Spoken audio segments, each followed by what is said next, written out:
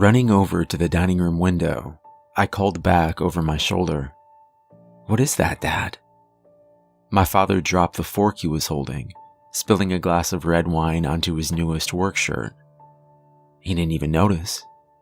"Jesus Christ," he said, losing his cool for a brief moment. "I don't know." He stood next to me as we watched the yellowish blur rapidly change directions above our town. It looked like some type of ship. "Where'd it go?" my dad whispered. "There," I said. Our town was located along a 6-mile-long lake, and we watched in awe as the bright object zigzagged rapidly from one corner to the other at speeds that even a child could tell were impossible. My father took out his cell phone, more in a state of shock than calmness, and dialed. Having been a deputy up until last year, he had the number memorized. "Sheriff, this is Doug Turner." My father paused. "Look up." There was more silence then. My father hung up and looked back over at me. "He's gonna make some calls. Says it's probably just someone testing out a new drone." The ominous yellow light turned dark then, a moment after looking to have landed near Williams Ranch at the east corner of town. "Come on, you gotta get some rest for school," my father said. I think he tried to hide what he was really feeling. He forced a smile as the phone rang again. "This is Doug." "Yes, sir." "Give me about 20 minutes. My father looked over at me, and for a second I thought I saw fear on his face. He pushed it aside. "Come on, let's get you to bed."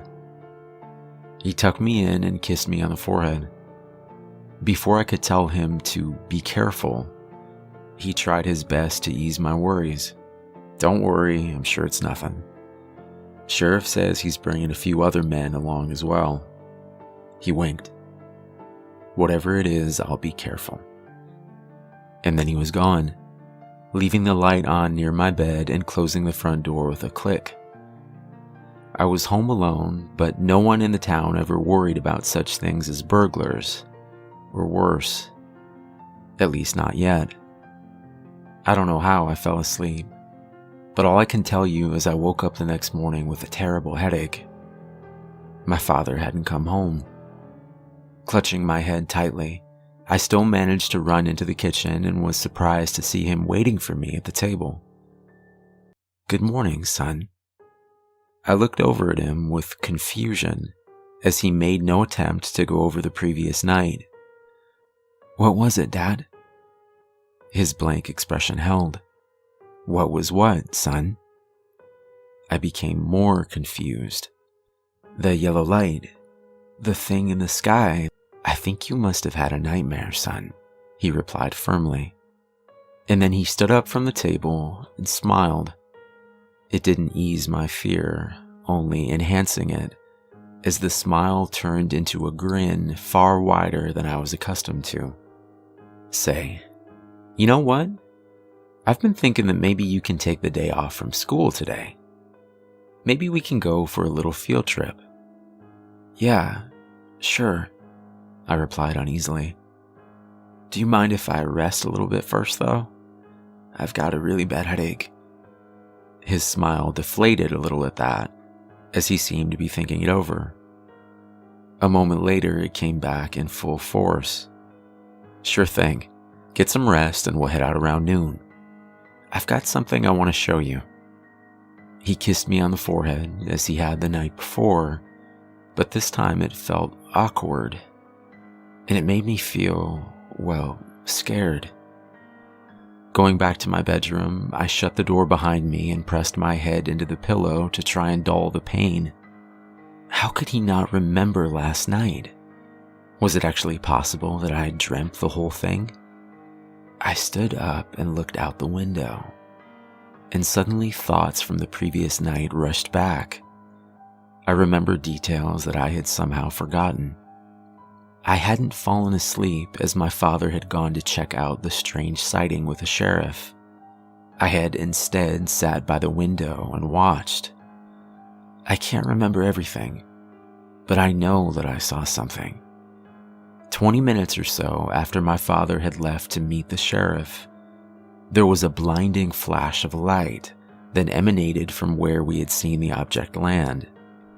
It flickered yellow, then red, then a silverish green that I can't even put into words. After that, the memories stop.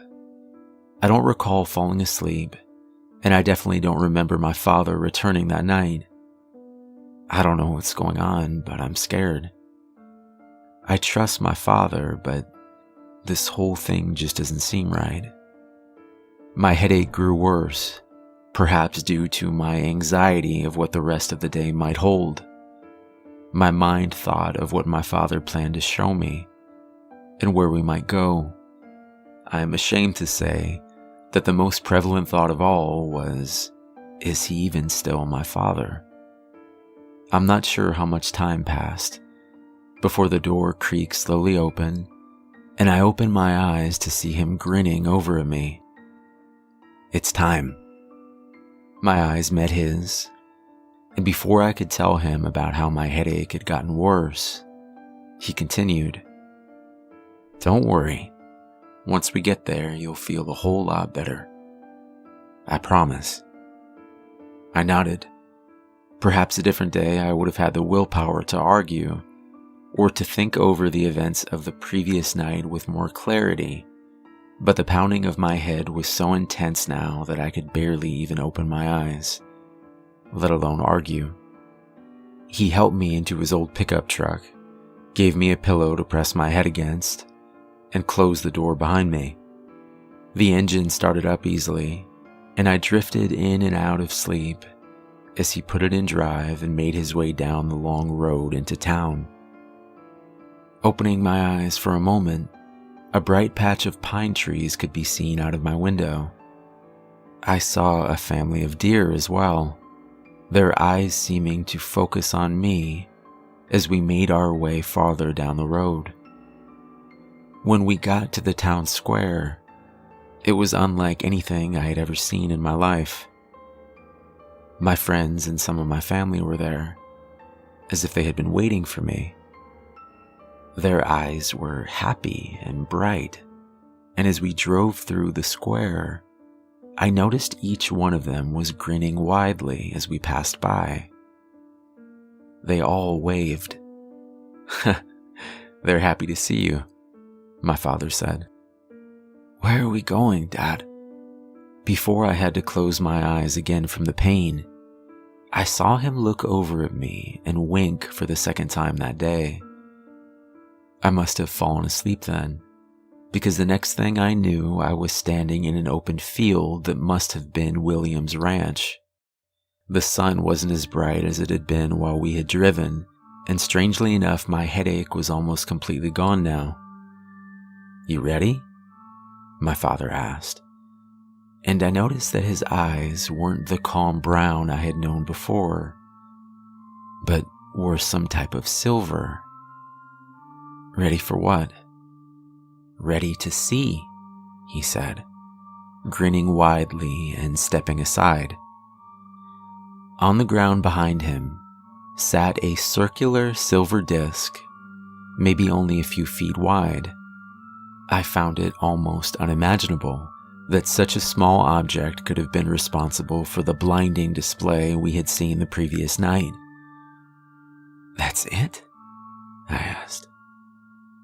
My father nodded. "Go closer." I don't know why then, but I shuddered, the first time since awakening, feeling a surge of fear make its way through my body. "I don't want to." "Go closer," he said, his tone changing only slightly to anger and perhaps impatience. I don't know where I could have gone, but maybe I would have run then, far away from this place and far away from the dream of it all. But the people around me suddenly came into view. Every friend and family member I had stood in a circle around us and watched.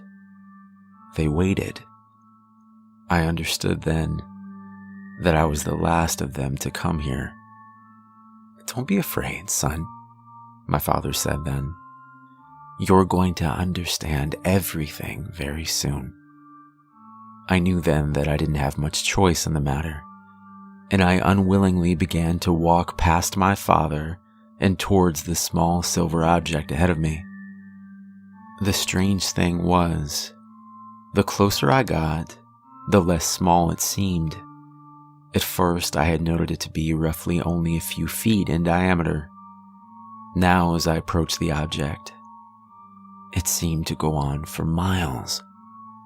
As it loomed just in front of my gaze, I began to understand my father's words. The object wasn't just a craft or an alien ship. It was so much more. The thing began to show me what it would bring to our world. There would be no more fighting, no more war. There would be no more sickness and no more pain. There would be no more death. Still, there was something frightening, I realized. Something dark. And something... "You're the last one in town," my father said. "Go ahead, son." His eyes were darker then, yet they somehow glowed, and it seemed like I was just an observer in a dream. I saw my hand reach out, crossing the bridge between worlds. I touched the silver object that seemed to go on forever, and then in the span of an instant, I understood everything. The little boy I had been just a second ago was dead. I began to grin as I understood that I would be on the winning side of what was coming.